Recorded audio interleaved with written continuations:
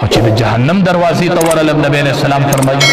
د جهنم په دروازه چې مې وکتل نو ډېرې پې زنانه روانې د جهنم په دروازه مې ډېرې زنانې دي د جنت په دروازه غریبانان ډېر روان او د جهنم په دروازه زنانه ډېرې داخلېدلې د زنانه ډېر کثرت د زنانه ډېر کثرت چې جهنم ته داخلېږي صحابه تپوس کې د الله حبیب دا ولې دا زنانه ولې ډېرې تللې وی دي د خاوندانو ناشکري کوي دې زه جهنم ته ډېرې ورسوي دا د زنانه د خاوندانو ناشکري کوي بس خاوندان ورله د امه او د کمانه راوړي حرام او حلال ته نه ګوري او بیبي لی راوړي او که یوه خبره یې په طبیعت چپه ولګېدل هغه هر څه به دي تلي او راغلي نبي علیه السلام ډېره موده مخکې ویلي قربان سړی وایي د نبي کریم صلی الله علیه وسلم خبرې مې د سرو زرو په نقش ولیکلې وی او خاوند به د ښځې ډېر خیال ساتي که معمولي خبره د ښځې په طبیعت چپه ولګېدله نو ښځه به ورته وایي چې ما رأیت منک خیرا قط ما خو چېرته ستا نه د خوشحالي ونه لیدله د خیر کار ما خو چې واده شوي یم نو ستا په کور کې مې خوشحالي ولیدل نو دا هره ورځ چې دا په ټیم چای روټۍ او جامه او پیزار راوړي دا څوک نو خیر دی که یو ورځ په طبیعت چپه خبره راغله خیر دی که هغه په ټیم باندې کار وکړه دا خو څه خبره ده دا هره ورځ کې ورته تلېږي دا راوړه دا راوړه دا راوړه دا راوړه دا راوړه او هغه یې په ټیم راوړي نو خیر دی که یو څیز تېر شو انسان نه دی یو کلي کې خلکو ګیدړ رانیولی او ګیدړ پیدا مو وجه سړی پې راغی وی ولې وجنی مې دې وراني ډېر کوي که نه نقصان کوي چرګان تښتوي هغه ورته ما سره یو دم دی هغه زه په دې ګیدړ وام او چې په دم یې دله ورک کړم نو ښه به نه وي دا خو ډېره ښه خبره ګیدړ یې د غوږ نه ونیول ګیدړ ته وایي پیاز راوړه ټماټر راوړه مالګه راوړه اوړه راوړه ټول قیسې ورته وشوه چې ګیدړ یې پرېښود که نه خو یې غوږ نه نیولی او ګیدړ منډې دی به بیا په دې کلي نه راځي ښې ورته دا څنګه دم دی وی دې دم زه د کلي نه راورک کړی یم کور به راته وي چې پیاز راوړه ټماټر راوړه غوړي راوړه هره ورځ به راته دا دم و چې دې دم زه د کلي نه راورک کړم نو دا د کلي نه د ورکولو دم ما وی راشه به دې ګیدړي ووایه چې دا ګیدړ د دې کلي نه ورک شي که نه نو چې ته هره ورځ خاوند ته وایې خاوند په ټیم هر څه راوړي خیر دی که یو ورځ هغه په ټیم سره نه وړي د دواړو جهادو سردار فرمایي که سجده د یو تن بل تن ته روا وې لامرت المرأة ان تسجد لزوجها ما به ښځې ته حکم کړی چې ته خاوند ته سجده لګوه دا سجده روا وې نو ما به ړومبې ښځې ته ویلي چې ته خاوند ته سجده لګوه خاوند ته سجده لګوه خو دا سجده غیر الله ته روا نو ما به ښځې ته حکم کړی چې ته خاوند ته سجده لګوه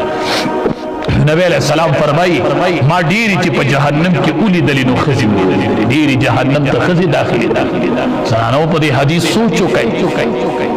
ولې موږ ډېرې جهنم ته داخلېدلو د خدای نه ځان نه د جهنم نه پناه غواړئ نیک اعمال شروع کړئ د دواړو جهادو سردار خو فرمایل وی زه به نه یم صنفان من اهل النار دوه ډلې به راشي او دواړه به جهنمیان وي ښه تاسو به یې وینئ زه به نه یم او دوه ډلې به راځي او دواړه به جهنمیانې ډلې ښه دا دوه ډلې به راشي یوه ډله به راشي د هغې سره به کوړي که اذناب البقر د غواګانو د لکو په شان کوړي وي او خلک پکې بې ګناه ډبوي سړي ته به ګناه معلومه نه دی به له پوستکې ایستلي چې ګناه یې معلومېږي نو سرمنې ته ایستلي یوه ډله راغلې ښه دا به جهنم ته ځي دا وپېژنئ بې ګناه به یې په سړي را باندې کړي او سړی به وړي یوه به دا جهنم ته ځي دا په نارینه و او یو بل ډله چې راشي جهنمیان به تاسو به وي اب زنانې نساء عاریات کاسیات مائلات ممیلات زنانه براشي جامې به اغوستي او بربند داسې زنانه به راشي دا نبی علیه السلام ویلي زه به نه یم خدا براشي جامې به اغوستي او بربندې به معنه څه ده ګورئ د حدیثو محدثین دوه ترجمې کوي ځان له ښه غوږونو کې ذوق محدثینو د دې دوه ترجمې لیکلي چې څنګه به جامې اغوستي بربندې وي یوه ترجمه ده چې لباس به ډبل اغوستي جامې به ډبلي خو دومره لنډې تنګې به یې جوړې کړي چې هر اندام به یې پکې پېژندل شي چې دا یې پلانکیان بس بیا په ځان له سوچ وکړي دا محدثینو لیکلي دویمه ترجمه د دې دا لیکلې ده چې جامې به لنډې تنګې نه وي کولو به وي خو دومره نرۍ به وي چې اندامونه به یې پکې نه یا به نرۍ ډېرې یا به لنډې تنګې ای زما خویندو ای زما میندو معامله د آخرت ډېره ګرانه معامله د آخرت ډېره ګرانه آخرت ته څه شی مه پرېږدئ معامله د آخرت ګرانه معامله د آخرت ګرانه نبی علیہ السلام وی خلق بزان طرف ته مایل کی او په خپل به خلق ته مایل کی دسی لباس په اختیار کړي چې نارینه ورته ګوري ندی ورته مایل کی خدا لباس په دې د پاره چې خلق بزان طرف ته راوړي دا امام الانبیاء ویلي دي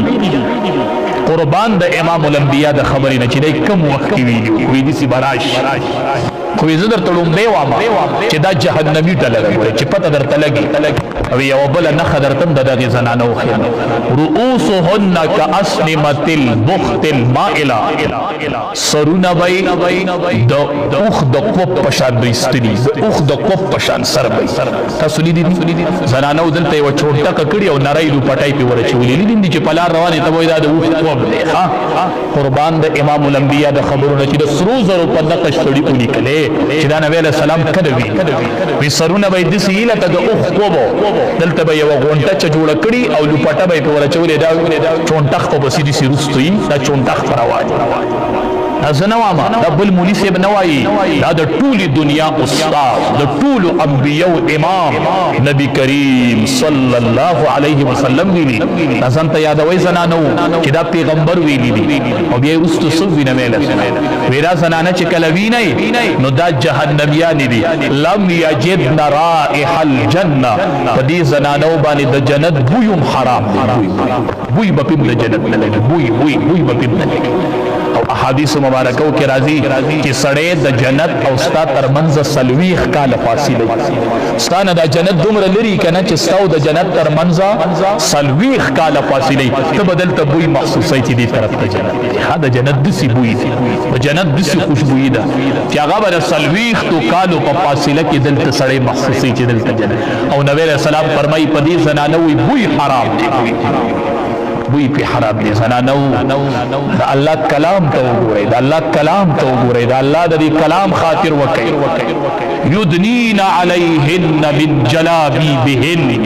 دا قرآن یو درون حکم دے کہ پسان بانی دران لباس دران لباس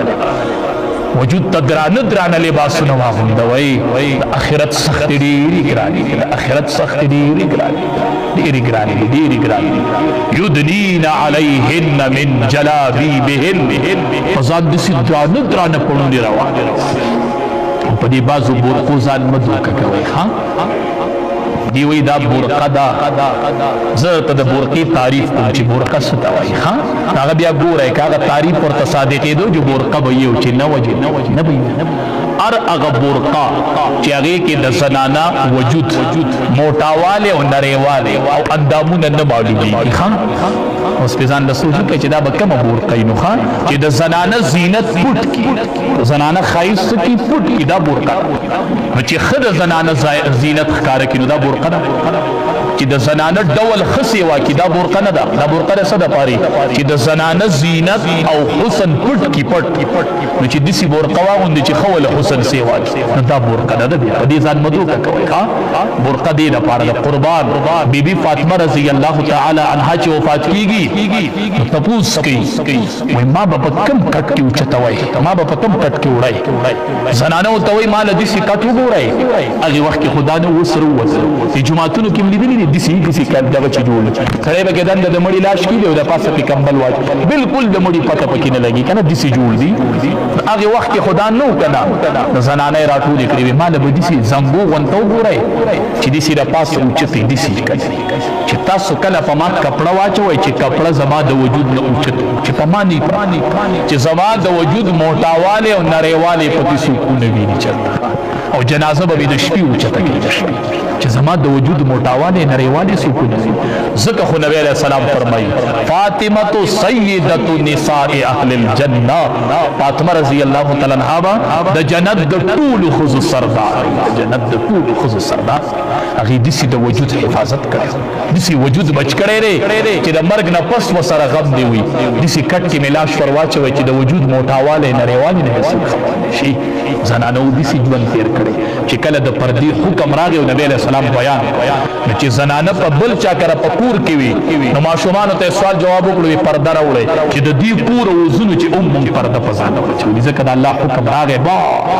چې د میلمه د ګاونډي په کور کې او پردې حکم راغی د ګاونډي په کور کې په ځان پرده واچوي بس د دې کوره بم دې پردې نه وځي د دې کوره بم دې پردې نه یدنین علیهن من جلابیبهن فزاد وی درانه پړونی روان دي ځکه نبی علیہ السلام فرمایي چې د جهنم په دروازه مې ودرېدلم ډېرې زنانه روانې وي جهنم ته ډېرې زنانه روانې وي الله دې حفاظت وکړي زموږ د ټولو دی الله د جهنم نه حفاظت وکړي سل کاله چې د جهنم ور بل شي نو رنګ بدل کې رنګ داسې ور سل کاله پس کلر بدلی کلر داسې ور دی دنیا معمولی ور په سړی نشي